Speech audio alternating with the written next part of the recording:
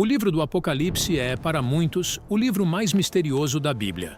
Dragões, bestas, selos, trombetas, taças, cavaleiros, juízo, fogo, tronos, anjos e uma cidade celestial descendo do céu. Mas o Apocalipse não foi escrito para gerar medo. Ele foi escrito para revelar esperança. A primeira frase do livro nos dá a chave de tudo. Revelação de Jesus Cristo, a qual Deus lhe deu para mostrar aos seus servos as coisas que brevemente devem acontecer. Apocalipse 1. Um Apocalipse significa revelação, retirada do véu. Algo que estava oculto, agora é mostrado. E o centro dessa revelação não é a besta. Não é o número 666. Não é o anticristo. Não são as catástrofes. O centro do Apocalipse é Jesus Cristo. Fique comigo até o final, para entender essa história que nos deixa sem explicação até hoje. O apóstolo João estava exilado na ilha de Pátimos por causa da palavra de Deus e do testemunho de Jesus. Ali, ele teve uma visão. Ele viu Jesus glorificado. E no meio dos 7 castiçais, um semelhante ao Filho do Homem, vestido até aos pés de uma roupa comprida e cingido pelo peito com um cinto de ouro. Apocalipse 1:13. Seus olhos eram como chama de fogo, seus pés, semelhantes ao bronze polido, sua voz, como o som de muitas águas. De sua boca saía uma espada afiada, e seu rosto brilhava como o sol. Essa imagem mostra que Jesus não é apenas o cordeiro que morreu. Ele é também o rei que reina, o juiz que vê tudo, o Senhor que caminha no meio da sua igreja. Os 7 candeeiros representam as 7 igrejas. Os 7 castiçais que viste são as 7 igrejas. Apocalipse 1:20. Antes de falar do fim do mundo, Jesus fala com a igreja. Porque a maior pergunta do Apocalipse não é apenas quando será o fim? A pergunta é: você está preparado para permanecer fiel? Nos capítulos 2 e 3, Jesus envia mensagens às 7 igrejas reais: Éfeso, Esmirna, Pérgamo, Tiatira, Sardes, Filadélfia e Laodiceia. Cada uma revela uma condição espiritual. Éfeso tinha doutrina, mas perdeu o primeiro amor. Tenho, porém, contra ti que deixaste o teu primeiro amor. Apocalipse 2:4. Esmirna era perseguida, mas fiel. Sê fiel até a morte e dar-te-ei a coroa da vida. Apocalipse 2:10. Sardes tinha fama de estar viva, mas estava morta. Tens nome de que vives e estás morto. Apocalipse 3:1. Laodiceia era morna, autossuficiente e espiritualmente cega. Assim, porque és morno e não és frio nem quente, vomitar-te-ei da minha boca. Apocalipse 3:16. Essas igrejas mostram que o Apocalipse não é apenas sobre eventos futuros. É sobre o estado espiritual do povo de Deus. Cristo chama sua igreja ao arrependimento, à perseverança e à fidelidade. Depois das cartas às igrejas, João é levado em visão ao céu. E antes de ver guerras, juízos e perseguições, ele vê um trono. E eis que um trono estava posto no céu, e um assentado sobre o trono. Apocalipse 4:2. Essa é uma das maiores mensagens do livro. Antes do caos, existe um trono. Antes da besta, existe um trono. Antes da perseguição, existe um trono. Antes do juízo, existe um trono. Deus reina. No capítulo 5, João vê um livro selado com 7 selos. Ninguém no céu, na terra ou debaixo da terra podia abrir o livro. João chora. Então um dos anciãos diz: Não chores. Eis aqui o leão da tribo de Judá, a raiz de Davi, que venceu, para abrir o livro e desatar os seus 7 selos.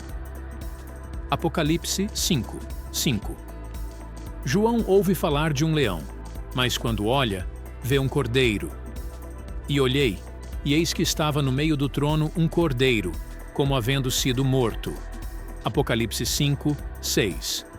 Aqui está o coração do Apocalipse. Jesus vence como leão porque se entregou como cordeiro. Ele venceu não pela espada dos impérios, mas pelo sangue da cruz. Por isso o céu canta: Digno és de tomar o livro e de abrir os seus selos, porque foste morto. E com o teu sangue compraste para Deus homens de toda tribo, língua, povo e nação. Apocalipse 5, 9. Não esqueça de me seguir. Continue, que vou te revelar os segredos do Apocalipse. Depois disso, João vê os servos de Deus sendo selados. O número é 144.000. 12 tribos, vezes 12, vezes 1.000. Um número que representa plenitude, totalidade, o povo de Deus guardado pelo Senhor. Mas logo em seguida, João vê algo ainda maior. Depois destas coisas, olhei, e eis aqui uma multidão, a qual ninguém podia contar, de todas as nações, tribos, povos e línguas, que estavam diante do trono e perante o Cordeiro. Apocalipse 7, 9. Essa é a Igreja redimida. Gente de toda nação, de toda língua, de todo povo, de toda história. Eles venceram não porque foram fortes em si mesmos, mas porque foram lavados no sangue do Cordeiro. Estes são os que vieram da grande tribulação e lavaram as suas vestes e as branquearam no sangue do Cordeiro. Apocalipse 7, 14. Depois dos selos, vêm as trombetas. Na Bíblia, trombetas anunciam alerta, guerra, juízo e chamado ao arrependimento.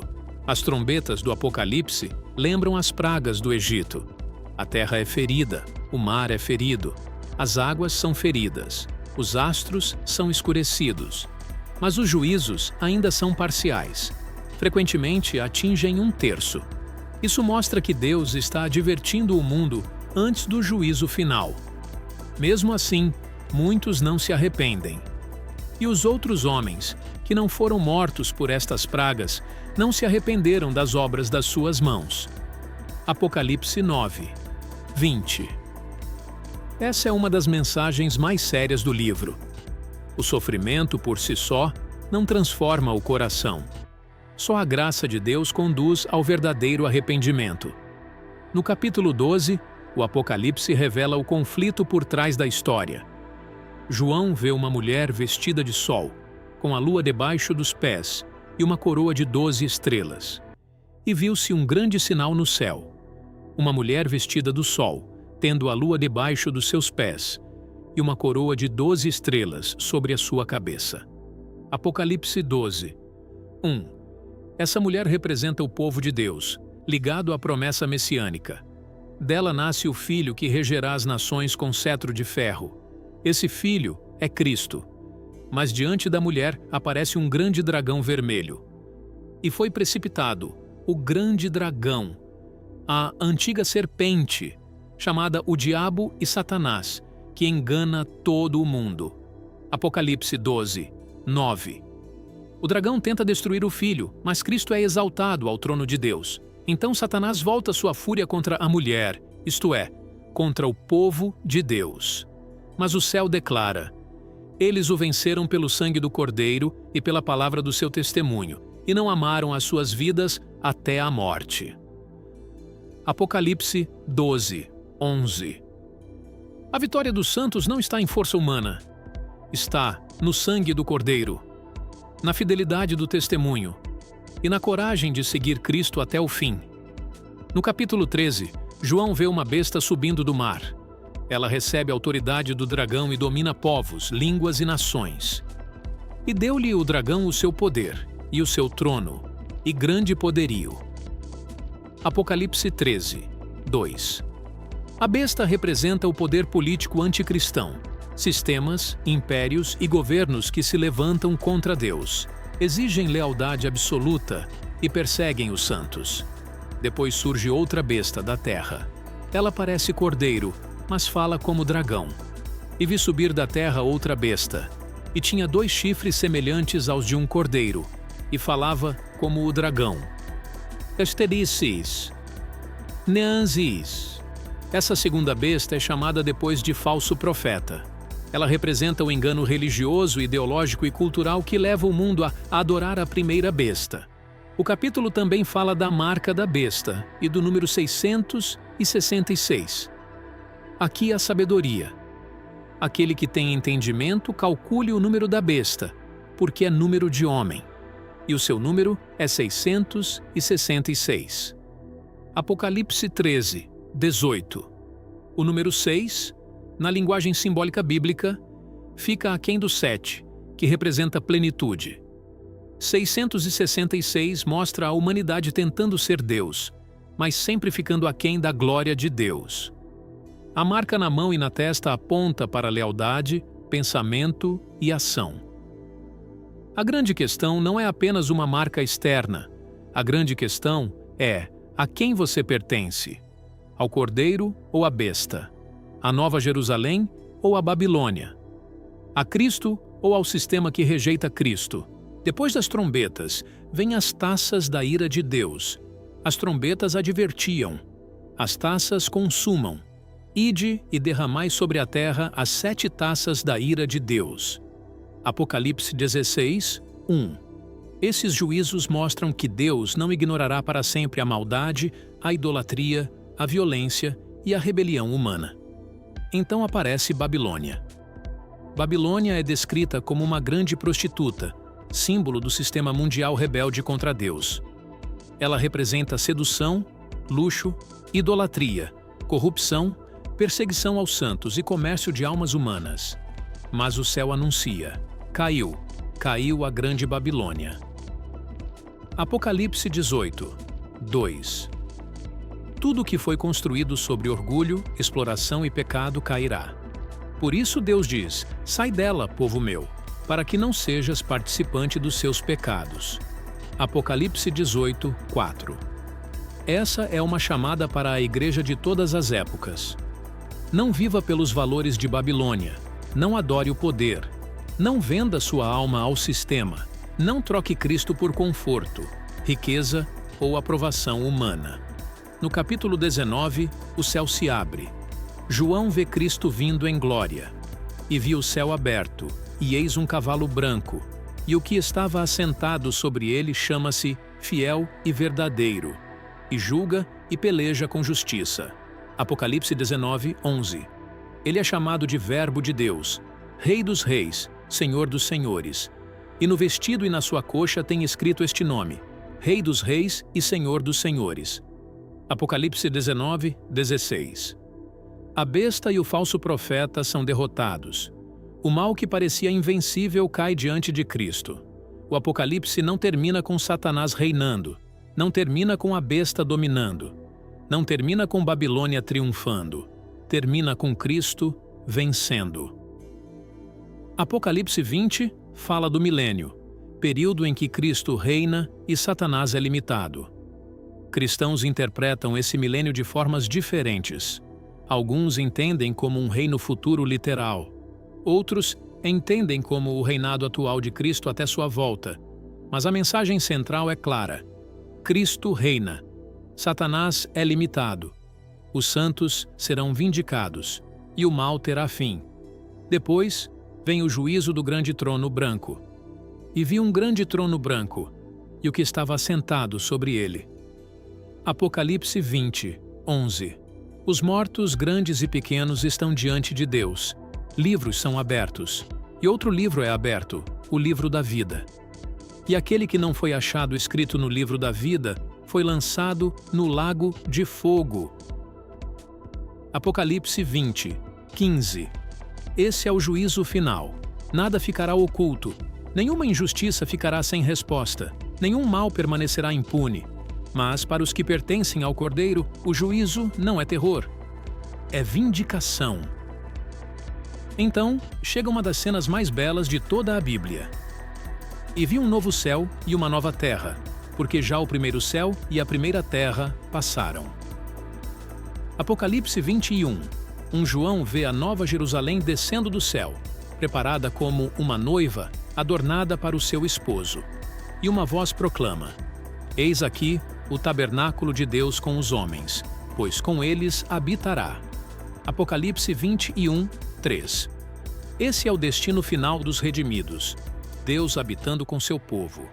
Então vem a promessa: e Deus limpará de seus olhos toda lágrima, e não haverá mais morte, nem pranto, nem clamor, nem dor. Apocalipse 21, 4.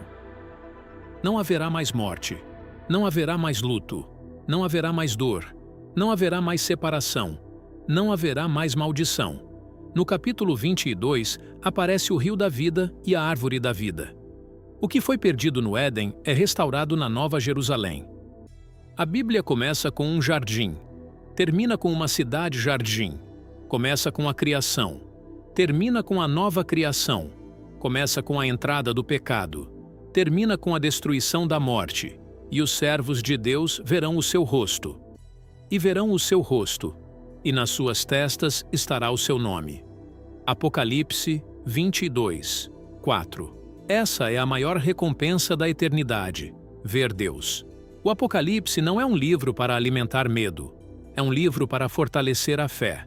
Ele nos mostra que o mundo pode tremer, mas Deus está no trono. A besta pode perseguir, mas o Cordeiro venceu. Babilônia pode seduzir, mas ela cairá. Satanás pode acusar, mas será destruído. A morte pode ferir, mas será lançada fora para sempre. Cristo voltará. E por isso, o livro termina com uma oração. Aquele que testifica estas coisas diz: certamente cedo venho. Amém. Ora vem, Senhor Jesus. Apocalipse 22, 20. Então, a pergunta final não é apenas: você entende os símbolos do Apocalipse? A pergunta é: você pertence ao Cordeiro? Você está vivendo como cidadão da Nova Jerusalém? Você está preparado para a volta de Cristo? Porque o fim da história já foi revelado. O dragão ruge, a besta ameaça, Babilônia seduz, mas o Cordeiro reina, e ele diz: eis que faço novas todas as coisas. Apocalipse 21, 5. Amém. Vem, Senhor Jesus. Gostou do vídeo? Me segue para mais histórias da Bíblia. Até mais!